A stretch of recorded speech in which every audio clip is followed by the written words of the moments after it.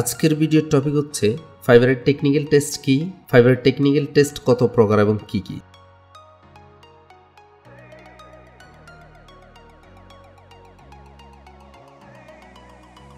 Fibre আইডেন্টিফিকেশনের technical test, microscopic test বা মাইক্রোস্কোপে ঘটন বিশ্লেষণ, সলিবিলিটি টেস্ট বা রাসায়নিক দ্রবণের প্রতিক্রিয়া দেখা হয়, ডেনসিটি টেস্ট ঘনত্বের মাধ্যমে শনাক্তকরণ করা হয়, ডাইঅ্যাফিনিটি টেস্ট রং শোষণ ক্ষমতা যাচাই করা হয়, ইনফ্রারেড স্পেকট্রোস্কোপি ইনফ্রারেড রশ্মির মাধ্যমে বিশ্লেষণ করা হয়, মেল্টিং পয়েন্ট টেস্ট বা গলনাঙ্ক টেস্ট। মাইক্রোস্কোপিক টেস্ট, মাইক্রোস্কোপের সাহায্যে ফাইবারের আকার, গঠন, স্কেল লাইন বিশ্লেষণ করা হয়। প্রথমে ফাইবারের একটি ছোট টুকরো নিয়ে তাকে মাইক্রোস্কোপের নিচে রাখা হয়। মাইক্রোস্কোপের মাধ্যমে ফাইবারের বিস্তারিত দেখা যায়, যা তাকে চিহ্নিত করতে সহায়তা করে। মাইক্রোস্কোপিক্যাল পরীক্ষা, এই পরীক্ষা দ্বারা ফাইবার শনাক্তকরণ সবচেয়ে নির্ভরযোগ্য পদ্ধতি। পরীক্ষার এই পদ্ধতি দ্রুত সঠিক ফলাফল দেয় এবং শনাক্তকরণের জন্য সহজ। এই পদ্ধতির প্রধান সুবিধা হলো নমুনার আকার ছোট হলেও পরীক্ষা করা যেতে পারে। পরীক্ষাগুলি ফাইবারগুলোর ক্রস সেকশনস এবং লঙ্গিটিউডিনাল দৃশ্যকে নির্দেশ করে। মাইক্রোস্কোপিক টেস্ট কিভাবে করা হয়? পদ্ধতি হচ্ছে, এই পরীক্ষায় ফাইবারের একটি ছোট টুকরা নিয়ে একটি মাইক্রোস্কোপের নিচে রাখা হয়। এটি সাধারণত একটি প্রজেকশন মাইক্রোস্কোপ ব্যবহার করে করা হয়, যা 100 গুণ বা তার বেশি জুম করে ফাইবারের গঠন এবং বৈশিষ্ট্য বিশ্লেষণ করা হয়। মাইক্রোস্কোপিক টেস্টে কি দেখা হয়? মাইক্রোস্কোপের মাধ্যমে ফাইবারের ক্রস সেকশন, স্কেল এবং তার ফাইবারের বিশেষ গঠন দেখা যায়। প্রাকৃতিক ফাইবার যেমন তুলা, সিল্ক বা উল এবং সিনথেটিক ফাইবার যেমন পলিস্টার, নাইলন ইত্যাদির মধ্যে পার্থক্য চিহ্নিত করা সহজ হয়। উদাহরণস্বরূপ, তুলায় একটি শিম আকৃতির একটি ক্রস সেকশন দৃশ্য আছে, যেখানে লঙ্গিটিউডিনাল দৃশ্য একটি রুক্ষ পৃষ্ঠের সাথে একটি সর্পিলা বা বাঁকানো নল দেখা যায়। সলিবিলিটি টেস্ট, এতে ফাইবারকে নির্দিষ্ট দ্রাবকে যেমন পানি বা অ্যালকোহলে ভিজিয়ে দেখা হয়। যদি ফাইবার দ্রাবকে দ্রবীভূত হয় তাহলে তা প্রাকৃতিক ফাইবার, যদি না হয় তবে তা সিনথেটিক ফাইবার। এই পরীক্ষায় উৎপাদিত ফাইবার এবং তাদের মিশ্রণগুলি শনাক্ত করা কঠিন, কারণ তারা রাসায়নিকভাবে একই রকম। সলিবিলিটি টেস্ট, এই পরীক্ষায় ফাইবারকে বিভিন্ন দ্রাবকে ভিজিয়ে দেখা হয়। সাধারণ দ্রাবক হিসেবে পানি, অ্যালকোহল, এসিটন ইত্যাদি ব্যবহার করা হয়। কি দেখা হয়? রাসায়নিক দ্রবণের দ্রবণীয়তা, ফাইবার নির্দিষ্ট রাসায়নিক দ্রবণে কিভাবে প্রতিক্রিয়া করে তা দেখা হয়। ফাইবার দ্রবীভূত হওয়া বা অবশিষ্টাংশ, দ্রবণে ফাইবার দ্রবীভূত হয় কিনা বা অবশিষ্টাংশ থাকে কিনা। উদাহরণ, কটন 70% সালফিউরিক অ্যাসিডে দ্রবীভূত হয়। রেয়ন সোডিয়াম হাইড্রোক্সাইডে দ্রবীভূত হয়। পলিস্টার বেনজিন বা ফেনলে দ্রবীভূত হয়। ডেনসিটি টেস্ট, ডেনসিটি টেস্ট শুধুমাত্র পানি দ্বারা পরীক্ষা করা হয়। ডেনসিটি টেস্ট পরীক্ষা করার জন্য সাধারণত পিকনোমিটার বা আর্কিমিডিসের নীতি ব্যবহার করা হয়। ডেনসিটি টেস্টের পদ্ধতি, প্রথমে শুকনো অবস্থায় ফাইবারের ওজন নেওয়া হয়, তারপর নির্দিষ্ট পরিমাণ পানিতে ফাইবারটিকে ডুবানো হয়। এরপর ফাইবারের ভিজা অবস্থা থেকে শুকনো অবস্থার ওজনকে বিয়োগ করা হয়, তারপর শুকনো ওজনকে সেই বিয়োগফল দ্বারা ভাগ করা হয়। কি দেখা হয়?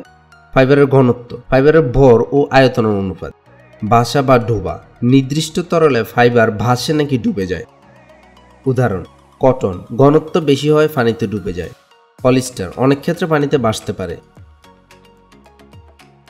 ডাইঅ্যাফিনিটি টেস্ট, ফাইবার ডাইঅ্যাফিনিটি টেস্ট একটি পদ্ধতি যা ফাইবারের বিভিন্ন ডাই শোষণ করার ক্ষমতা নির্ধারণ করতে ব্যবহৃত হয়। এটি মূলত ফাইবারের রাসায়নিক গঠন এবং ডাইয়ের সাথে এর প্রতিক্রিয়ার উপর নির্ভর করে।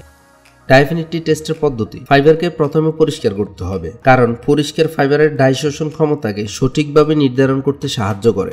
নির্দিষ্ট পরিমাণ পানিতে প্রয়োজনীয় ডাই এবং অন্যান্য রাসায়নিক মিশিয়ে সলিউশন তৈরি করে ফাইবারকে সেই সলিউশনে সম্পূর্ণভাবে ডুবিয়ে দিতে হবে। ডাই প্রক্রিয়াটি সাধারণত নির্দিষ্ট তাপমাত্রা এবং সময়ের মধ্যে সম্পন্ন করতে হয়। ডাই করা ফাইবারকে পানিতে ধুইয়ে ডাইয়ের অতিরিক্ত অংশ সরিয়ে ফেলতে হয়। এরপর শুকিয়ে ফাইবার কতটুকু ডাই শোষণ করেছে স্পেকট্রোফটোমিটার ব্যবহার করে ডাই শোষণের মাত্রা সঠিকভাবে পরিমাপ করা হয়। ডাইঅ্যাফিনিটি টেস্টে কি দেখা হয়? ডাই শোষণ, ফাইবার কত দ্রুত রং শোষণ করে। রঙের স্থায়িত্ব, ফাইবারের রং কতটা স্থায়ী। ডাই রিঅ্যাকশন, নির্দিষ্ট ডাইয়ের সাথে ফাইবারের প্রতিক্রিয়া। উদাহরণস্বরূপ, কটন রিয়েক্টিভ ডাই খুব ভালোভাবে শোষণ করে, পলিস্টার ডিসপার্স ডাই প্রয়োজন হয়। Infrared spectroscopy. ইনফ্রারেড স্পেকট্রোস্কোপি পদ্ধতি হচ্ছে ফাইবারকে ডায়মন্ড অ্যাটোনটেড টোটাল রিফ্লেক্টেন্স প্লেটে স্থাপন করা হয়। এরপর ইনফ্রারেড আলো ফাইবারটির উপর প্রয়োগ করা হয়। ফাইবারের রাসায়নিক বন্ধন ইনফ্রারেড আলো শোষণ করে এবং নির্দিষ্ট ফ্রিকোয়েন্সিতে কম্পন করে। এই প্রক্রিয়ায় ফাইবারের প্রতিটি রাসায়নিক উপাদানের জন্য নির্দিষ্ট শোষণ ব্যান্ড তৈরি হয়। স্পেকট্রোফটোমিটারের মাধ্যমে এই শোষণ ব্যান্ডগুলোর একটি স্পেকট্রাম রেকর্ড করা হয়। রেকর্ডকৃত স্পেকট্রামটি ডেটাবেজে থাকা বিভিন্ন ফাইবারের রেফারেন্স স্পেকট্রামের সঙ্গে তুলনা করা হয়। এই তুলনার মাধ্যমে ফাইবারের কার্যকরী গ্রুপ এবং উপাদান চিহ্নিত করা হয়। ইনফ্রারেড স্পেকট্রোস্কোপিতে কি দেখা হয়? রাসায়নিক গঠন, ফাইবারের অভ্যন্তরীণ রাসায়নিক বন্ধন দেখা হয়। স্পেকট্রাম, প্রতিটি ফাইবারের নির্দিষ্ট স্পেকট্রাম বা সিগনেচার চিহ্ন বিশ্লেষণ করা হয়। এটি সবচেয়ে আধুনিক এবং নির্ভুল পরীক্ষা যা ল্যাবরেটরিতে উন্নত প্রযুক্তির মাধ্যমে করা হয়। Melting point test. Melting point বা গলনাঙ্ক টেস্ট। ফাইবারের গলনাঙ্ক পরীক্ষা করার মাধ্যমে ফাইবার শনাক্তকরণ করা যায়। ফাইবারকে ধীরে ধীরে গরম করা হয় এবং দেখা হয় কখন এটি গলতে শুরু করে।